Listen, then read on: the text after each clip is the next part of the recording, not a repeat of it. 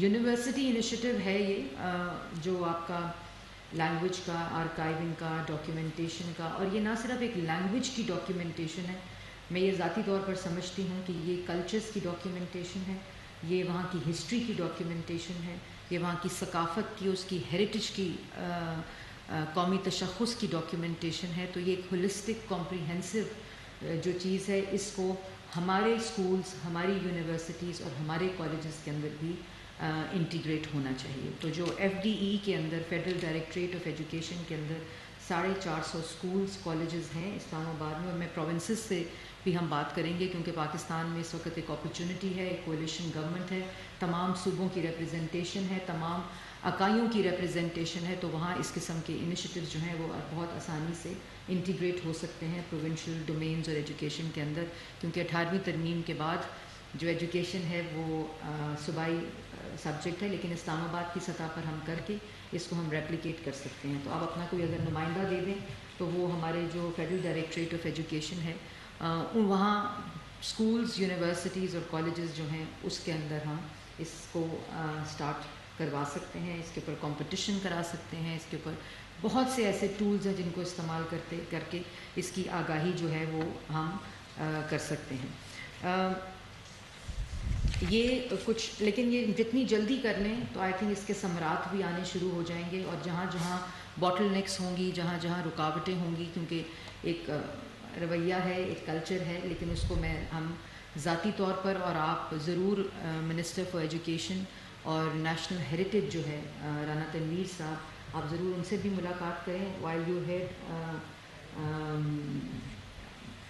Madam Sadaf, you can always go see them with your team, with the management of the Allama Iqbal open university. تو یہ ایک initiative آج کی workshop سے میرے خیال میں ایک ایسا انیشیٹو بن سکتا ہے جو ڈفرینٹ ٹولز کو استعمال کرتے ہوئے، ڈفرینٹ میڈیمس کو استعمال کرتے ہوئے، ڈفرینٹ ٹارگٹ آڈینسز کو استعمال کرتے ہوئے، ڈفرینٹ ایکسپرٹس کو استعمال کرتے ہوئے یہ ایک نیشنل انیشیٹو بن سکتا ہے. اور جب تک یہ قومی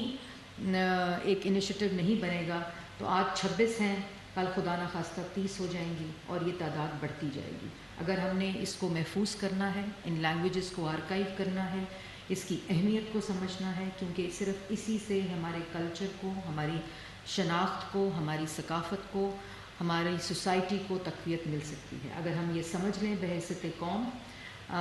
دوسری لینگویجز سے کی اہمیت سے، it should not be Urdu versus English, never. I think کیونکہ اگر آپ نے ترقی کرنی ہے، اگر آپ نے آگے جانا ہے تو گلوبل ورلڈ میں رہنا ہے، تو I think it should never be one language against the other, but keeping that in view it should always be کہ آپ کی اپنی جو شناخت ہے وہ آپ کی زبان ہے. آپ کی اپنی شناخت، اس کی زبان کی ڈفرینٹ قسمیں ہو سکتی ہیں، اقسام ہو سکتی ہیں جو آپ اپنے علاقائی، اپنے انڈیجنس کلچر کو ریپرزینٹ کرتے ہیں. لیکن میرے خیال میں اگر ہم بحیثیت قوم یہ بات سمجھ لیں،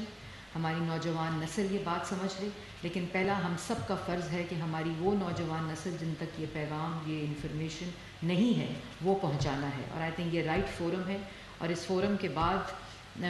یہ ضرور ہونا چاہیے کہ یہ تمام انیشیٹیو جس کی میں نے بات کی، اس کو ہم سب کو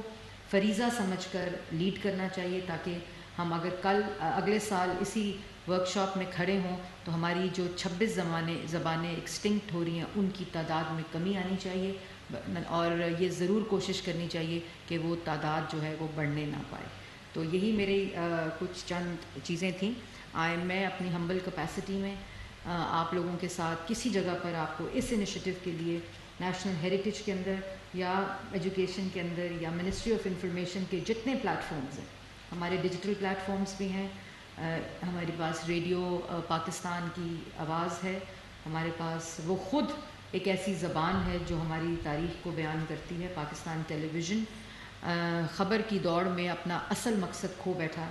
ہے، اس کو واپس ہم اپنے اصل مقصد کی طرف لے کر آ رہے ہیں، جس میں سے یہ ایک ایسا انیشیٹو ہے جس کو ہم انٹروڈیوس کر کے مجھے یقین ہے کہ آپ کا مقصد بھی پورا ہوگا، ہمارا مقصد بھی پورا ہوگا، اور پاکستان کا مقصد بھی پورا ہوگا. پاکستان زندہ باد.